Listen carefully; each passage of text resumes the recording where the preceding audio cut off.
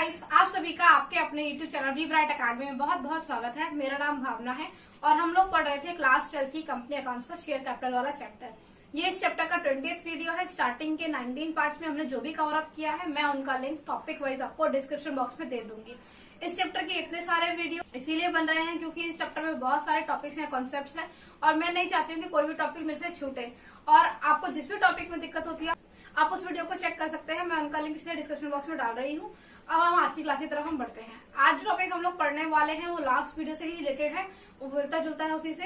Last video में हमने पढ़ा था कि forfeiture of shares which were originally issued at par, मतलब कि हमने उन शेयर्स को फोरफिट किया था जो कि स्टार्टिंग में पार पे इशू किए गए थे। लेकिन आज जो हम लोग करने वाले हैं वो शेयर्स को फोरफिट करेंगे हम जो कि स्टार्टिंग में हमारे प्रीमियम पे इशू किए गए थे। तो चलिए एक बार क्वेश्चन को देख लेते हैं कि कौन सा क्वेश्चन हम लोग करने वाले हैं।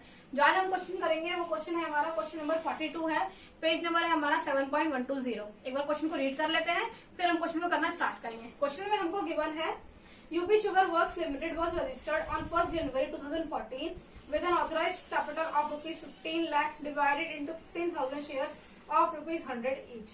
यूपी शुगर वर्क्स लिमिटेड नाम की एक कंपनी है जिसने 1 जनवरी 2014 को अपने आप को रजिस्टर करवाया है और उसकी ऑथराइज शेयर कैपिटल है रुपीज 15 लाख की। अभी जो 15 लाख है इसने कैसे डिवाइड किया है, 15,000 के शेयर्स हैं और हर एक शेयर की वैल्यू है 100 रुपीज की। आगे है the company issued on 1 April 2014 5,000 shares of rupees 100 each at a premium of rupees 5 पर शेयर। मतलब कि कंपनी ने 1 अप्रैल 2014 को अपने 5,000 इक्विटी शेयर्स 100 रुपीज ईच वाले इशू कर दिए हैं मार्केट के अंदर, लेकिन 5 रुपए प्रीमियम पे इशू किए हैं।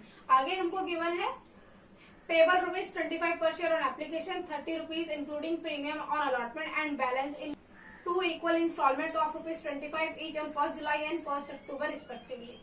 मतलब कि जो शेयर्स के पैसे लेने हैं ये कैसे लिए गए हैं, 25 रुपए एप्लीकेशन पे लिए हैं, 30 रुपए अलॉटमेंट पे लिए हैं। लेकिन अलॉटमेंट में जो पैसे लिए गए हैं उसमें प्रीमियम का अमाउंट इंक्लूड है और जो बाकी के बचे हुए पैसे हैं वो इसने 2 बराबर इक्वल कॉल्स में लिए हैं।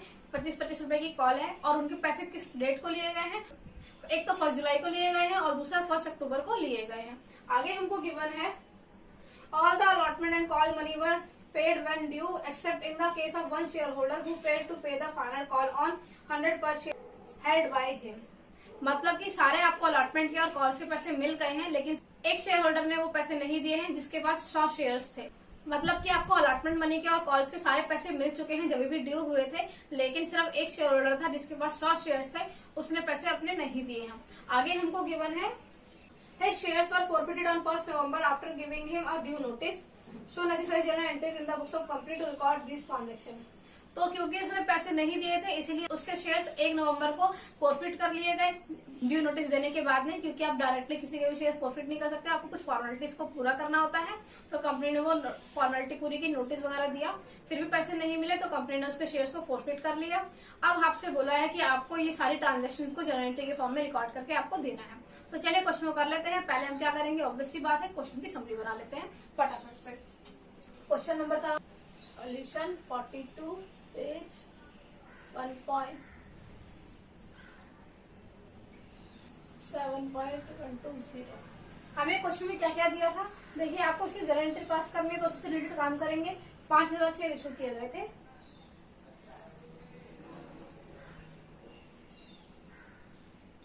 Of rupees 100 each at a premium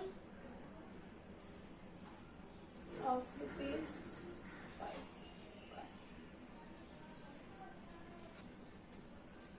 100 रुपए का शेयर था और 5 रुपए प्रीमियम पे हमने इशू कर दिया था। इसके बाद कौन कौन से पैसे कैसे देने थे ये भी बताया गया है। तो हमको लिखना है एप्लीकेशन पे 25 रुपए, अलॉटमेंट 30 रुपए है, लेकिन इसके अंदर प्रीमियम का अमाउंट इंक्लूड है तो उसको अलग से शो करते हैं। तो हम लिखेंगे रुपीज 25 प्लस रुपीज 5 फी। इसके अलावा फर्स्ट कॉल उसने बोला है हमें 25 रुपए, क्वेश्चन में साफ साफ बोला है कि 25 रुपए की कॉल बोली गई है, और final call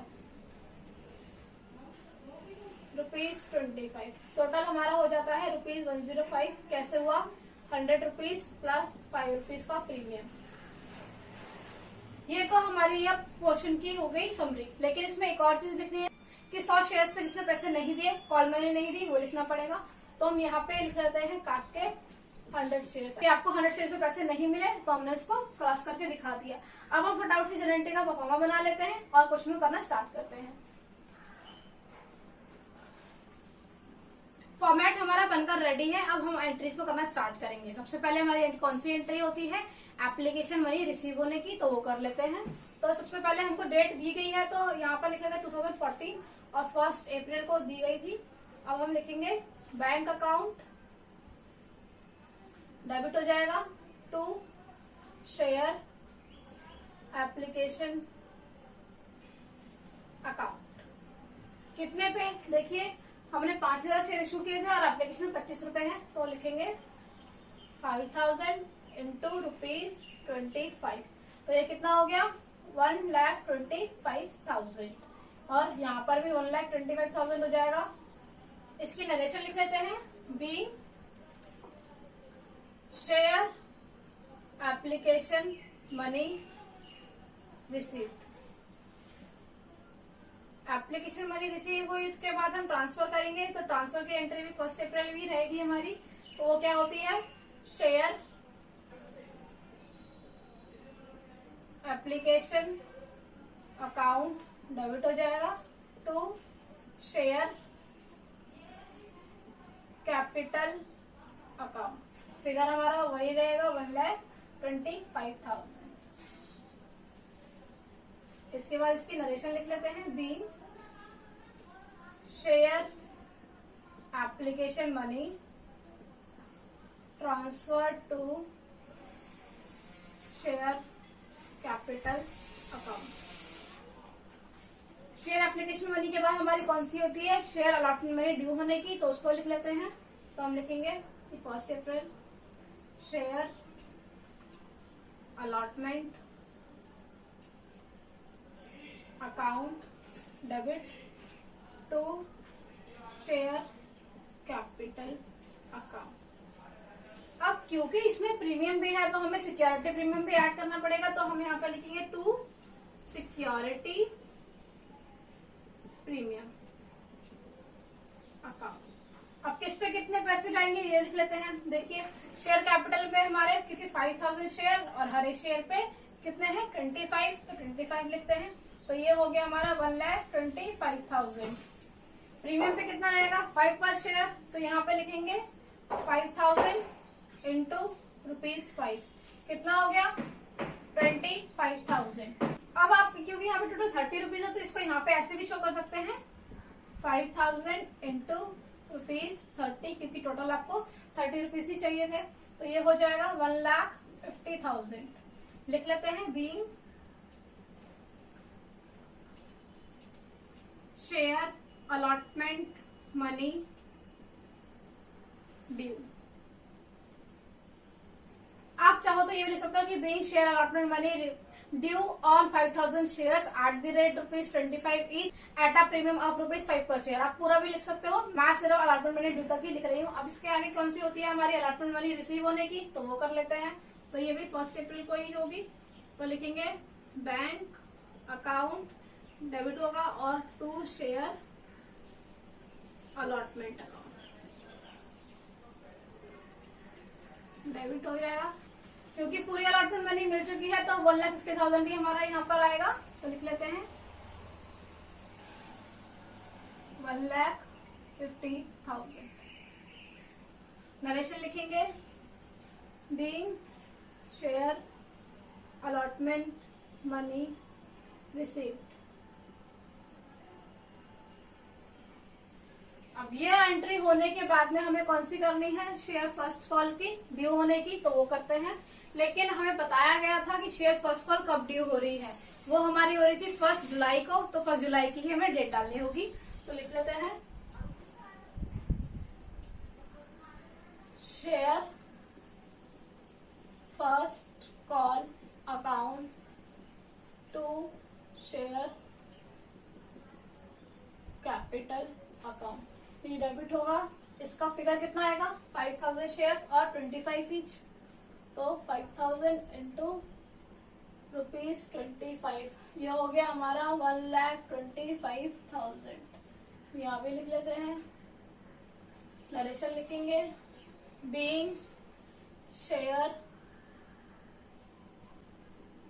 first call money due.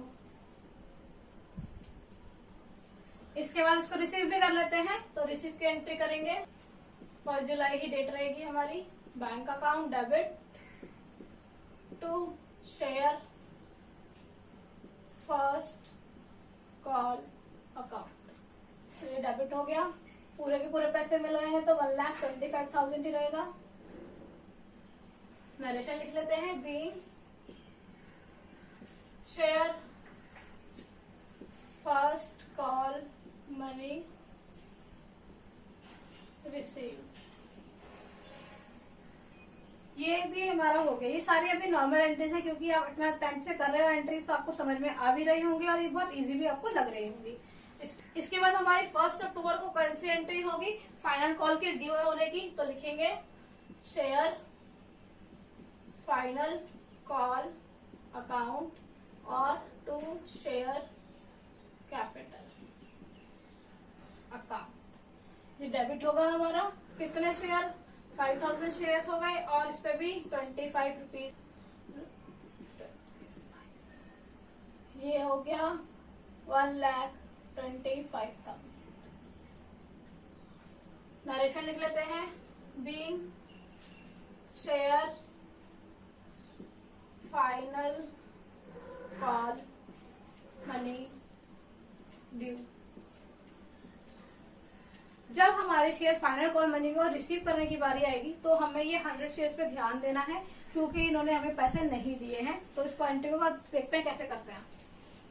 लिखेंगे 1 अक्टूबर बैंक अकाउंट, ये डेबिट होगा to share final call account. Narration लिख लेते हैं be share final call money receive. अब इसका कैलकुलेशन कैसे होगी, 2 तरीके से इसकी कैलकुलेशन हो सकती है। देखिए कैसे। एक तो है हमारा टोटल हमें 1,25,000 रुपीज रिसीव होने चाहिए थे, तो ये लिख दिया। कितने रुपीज हमें नहीं रिसीव हुए हैं, देखिए 100 शेयर्स और हर एक शेयर पे आपको 25 रुपए नहीं मिले, तो इंटू ₹25 हो गया। आप या तो इसको ऐसे लिख लीजिए। दूसरा तरीका क्या हो सकता है, देखिए आपको टोटल 5,000 शेयर्स पे पैसे मिलने थे, जिसमें से कि 100 शेयर पे पैसे नहीं मिले और कितने हर एक शेयर पे मिलने वाले थे 25 रुपए। तो आप इन दोनों में से कोई भी तरीका अपना सकते हो, दोनों तरीके एकदम ठीक है। पहले वाले में हमने क्या किया है, अमाउंट को माइनस किया है। दूसरे वाले में शेयर्स का डिफरेंस लेके कि जितने शेयर्स टोटल मिलने चाहिए थे पैसे और जितने पे नहीं मिले, उन दोनों का डिफरेंस ले लिया और हर एक शेयर पे कितने पैसे मिलने चाहिए थे उससे मल्टीप्लाई कर दिया। आप दोनों तरीके से कर सकते हो। तो ये अब हमारा हो जाएगा 1,22,500, यहाँ भी लिख लेते हैं। अब इसके बाद क्या किया गया, शेयर को फॉरफिट कर लिया गया। तो शेयर फॉरफिचर की एंट्री हमें पास करनी है, वो कर लेते हैं। तो इसे यहाँ पे लाइन डाल के 1 नवंबर को, क्योंकि फॉरफिचर हुआ है, फॉरफिचर की एंट्री हम कैसे करते हैं, शेयर कैपिटल को डेबिट करते हैं। तो कर लेते हैं शेयर कैपिटल अकाउंट, डेबिट हो जाएगा। हमारे कितने शेयर्स फॉरफिट हुए, 100 शेयर्स हुए, तो हम लिखेंगे 100 और कितने रुपए का, 100 रुपए का लिखने वाली हूँ। अब आप सोच रहे होंगे मैंने यहाँ पे 100 रुपए क्यों लिखे, मैं 105 तो लिख सकती थी। देखिए मैंने 105 इसलिए नहीं लिया है क्योंकि शेयर कैपिटल में मेरा फेस वैल्यू होता है, ये मेरा फर्स्ट पॉइंट हो गया। दूसरा, अगर मुझे यहाँ पर 105 टोटल लेना भी होता, वो उस केस में लेना होता जब मुझे सिक्योरिटी प्रीमियम के पैसे नहीं मिले हुए होते। लेकिन यहाँ पर मुझे क्योंकि सिक्योरिटी प्रीमियम के पैसे मिल चुके हैं तो मैं इसको यहाँ पे नहीं लिखूंगी। अगर सिक्योरिटी प्रीमियम के पैसे मुझे नहीं मिलते तो मैं सिक्योरिटी प्रीमियम को यहाँ पर डेबिट कर देती, फिर मैं उसको शो करती। पर इस केस में ऐसा नहीं है, तो इसलिए हम यहाँ पर कुछ भी ऐसा नहीं कर रहे हैं। तो चलिए आप क्वेश्चन पे आते हैं और एंट्री को पूरा कर लेते हैं। तो यहाँ पर हम लिखेंगे 2 शेयर। अब देखिए फाइनल कॉल में पैसे नहीं मिले, तो शेयर फाइनल कॉल अकाउंट लिखेंगे। 100 शेयर थे, कितने पैसे नहीं मिले, 25 रुपए नहीं मिले, तो इंटू ₹25, कितना हो गया 2500। ये 10,000 हो जाएगा, इसको भी लिख लेते हैं। और बाकी सारा कहाँ चला जाएगा, शेयर फॉरफिचर में, क्योंकि सारे के सारे पैसे हमारे फॉरफिट हो गए। जो भी हमने दे दिए थे। तो यहाँ हम लिखेंगे 2 शेयर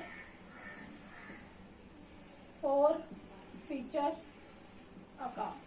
कितना देखिए आपने टोटल कितने दे दिए, 100 में से 25 आपने नहीं दिए तो 75 आपने दे दिए होंगे। कहाँ कहाँ पे, 25 रुपए एप्लीकेशन, 25 रुपए अलॉटमेंट और 25 रुपए फर्स्ट कॉल पे आपने दे दिए होंगे। तो ये 75 रुपीज हो गए, ये आपको ऑलरेडी मिल चुके हैं कंपनी को। तो इस शेयर्स के अमाउंट को कंपनी फॉरफिट कर लेगी। तो यहाँ पर हो जाएगा 100 इंटू ₹75, तो ये हो गया 7500। तो लिख लेते हैं being 100 shares were forfeited due to, क्यों कर लिए, non payment of final call money.